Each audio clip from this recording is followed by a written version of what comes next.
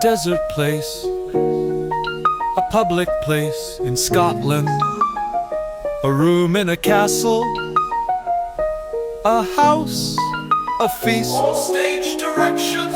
loud snoring, Who could this be? a desert place, a public place, a battlefield, a heath, thunder and lightning, fleance, and a doctor behead him. Banquo's ghost, that is Banquo's ghost. Macbeth opens in a dark place, Rain beats against the windows. at which we may see more castles of thunder and lightning. Macbeth opens in a key, the key of D major, possibly. This is probably a coincidence, completely accidental. The name is Macbeth, turn me up on some clear ears. It's a lot going on in the play. Teacher once told me Macbeth opens in a key, the key's D major, possibly. This is probably a coincidence, completely accidental.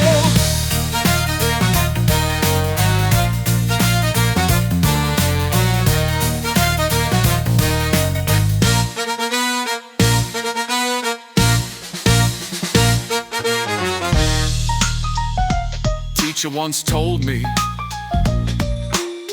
Macbeth opens in a key, the key's D major, possibly.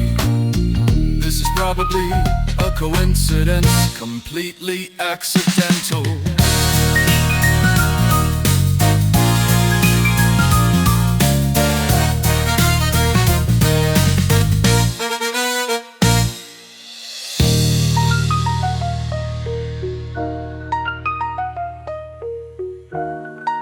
The name is Macbeth, turn me up on some clear ears. It's a lot going on in the play. Teacher once told me Macbeth opens in a key, the key's D major, possibly. This is probably a coincidence, completely accidental.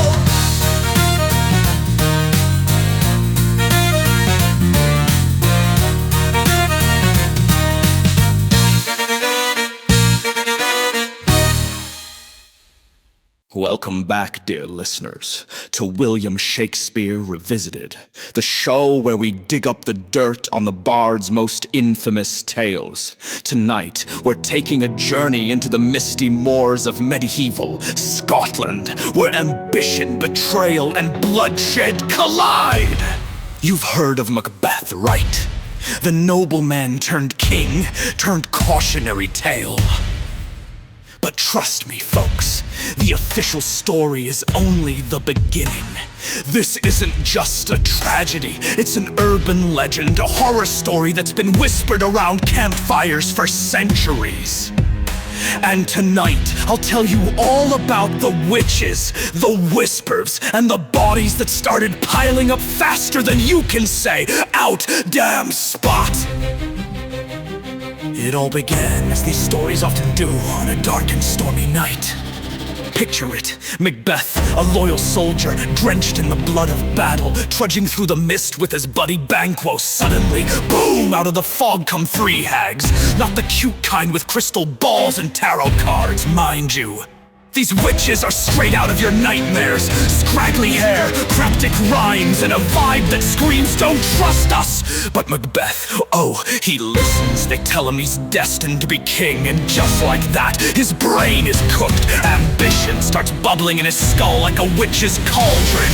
And Banquo, they throwing a bone to. His descendants will rule Scotland. Poor guy didn't even know this was foreshadowing his own doom. Now here's where things get spicy. Macbeth rushes home. And who's waiting for him? Lady Macbeth, the OG femme fatale. She takes one look at her husband, sniffs out his ambition, and decides, oh honey, we're making this prophecy happen. She talks him into murdering King Duncan while he's crashing at their castle. Let's pause for a moment. Who invites someone to their house and then kills them? That's not ambition. That's a horror movie plot. The murder goes down, but here's the kicker. It doesn't stop there. Macbeth spirals, paranoia grabs him by the throat. First he takes out Banquo. Can't have those pesky heirs to the throne running around now, can we? Then it's Macduff's family. Women, kids, the dog, everyone's on the chopping block. And the witches, oh, they're watching this chaos unfold with popcorn. They drop more cryptic hints, telling Macbeth he's untouchable. Until the forest marches on his castle, you can almost hear them laughing. Let's see how this idiot interprets that one.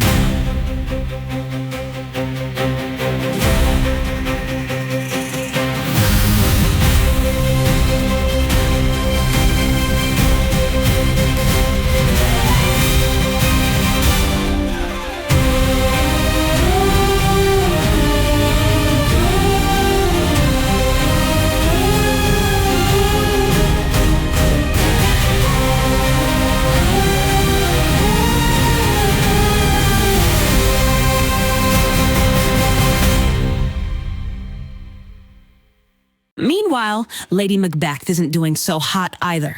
Remember how she told her husband to wash his hands and get over it? Turns out guilt isn't so easy to scrub off. She starts sleepwalking, muttering about bloodstains no one else can see. It's like The Ring, but with more monologues. Her descent into madness is the stuff of legend, literally. And spoiler alert, it doesn't end well for her. But back to Macbeth by now. He's barricaded in his castle, convinced he's invincible. Enter Macduff, the guy with a serious grudge and a sword to match. Remember that creepy prophecy about no man born of a woman killing Macbeth? Yeah, turns out Macduff was born via C-section, loophole achieved. The final showdown is brutal, bloody, and exactly what you'd expect from a man who's been on a murder spree. Macbeth falls, his head gets lopped off, and order is restored, kind of. So what's the moral of this twisted tale? Maybe it's don't trust witches, or don't murder your boss, or maybe it's just this: unchecked ambition will chew you up and spit you out, and no amount of power is worth losing your soul. Macbeth's story isn't just a tragedy, it's a warning, a reminder that sometimes the biggest monsters aren't lurking in the shadows, they're staring back at you in the mirror.